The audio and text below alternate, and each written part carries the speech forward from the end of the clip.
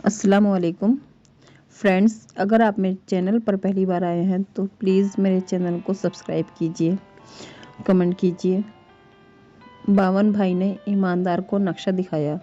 तसल्ली होने के बाद वह दोनों घने जंगल में गए, जहाँ कोई इंसान गलती से भी पाँव नहीं रखता था। नक्शे के मुताबिक खजाने तक पहुँचने का रास्ता जंगल के पुराने खंडर में छुपे तहखाने से होकर जाता था। वो दोनों खंडर के अंदर दाखिल हुए। खंडर की दीवारों पर कुछ चित्र थे। सभी चित्र तो खजाने के थे, पर उनमें से सबसे अजीब चित्र था खजाने पर बैठा हुआ विचित्र आदमी। उन चित्रों पर ज्यादा ध्यान न देते हुए वो दोनों खजाने तक जाने का रास्ता खोजने लगे।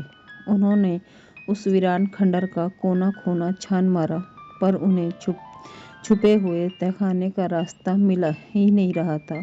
वे दोनों थक कर जमीन पर बैठ गए।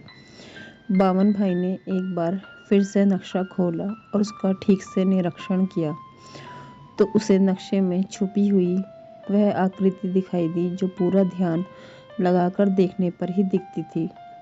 उसी का चित्र दीवार पर बने हुए विचित्र आदमी से मिलता जुलता था।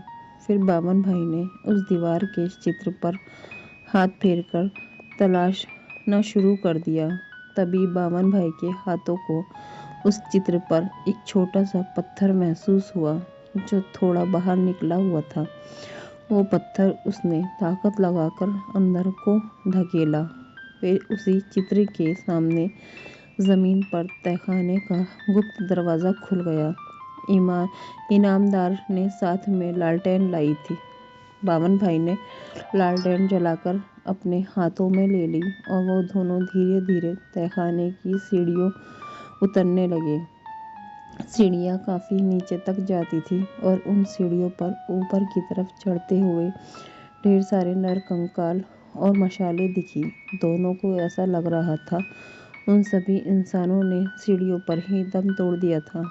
पर कहते हैं ना, लालच बुरी बला। इतने सारे नरकंकाल देखने के बावजूद भी दोनों की आंखों पर सिर्फ लालच का पर्दा था। अंधेरे में लालटेन के सहारे नक्शे को निहारते हुए दोनों तहखानों का कोना कोना तलाश कर रहे थे। आखिरकार उन्हें वो कमरा मिल ही गया जिसमें सारा गुप्त धन रखा हुआ था। उसके दरवाजे पर चेतावनी देने वाले चिन्ह भी थे, पर सब चेतावनियों को अनदेखा करते हुए उन्होंने उस कमरे का ताला तोड़ दिया। जैसे ही उन दोनों ने कदम अंदर रखा, तभी अचानक से उनकी लालटेन बिना हवा के अपने आप बुझ गई और उनके पैर जोर से दरवाजा बंद हो गया।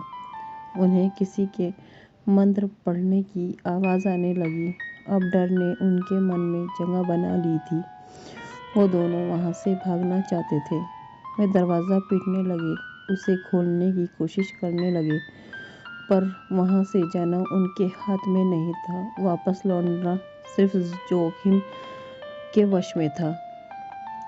अचानक दोनों के हाथ पैर बर्फ की तरह एक ही जगह पर जम गए और तभी रहस्यमय तरीके से उस कमरे की सभी मशालें एक के बाद एक अपने आप जल उठी।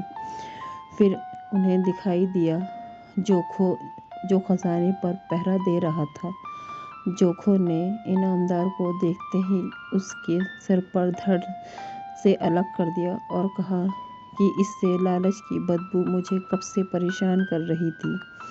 इतना कहकर जोखो जोर जोर से हंसने लगा। उसने बावन भाई से हंसते हुए कहा, तुम्हें एक मौका देता हूँ, तुम जितना तेज भाग सकते हो भागो, और तुम इनमें से कोई एक मशाल भी ले जा सकते हो, पर अगर मशाल को तुमने ज़मीन पर रखा तो मैं तुम्हें उसी वक्त मार दूंगा।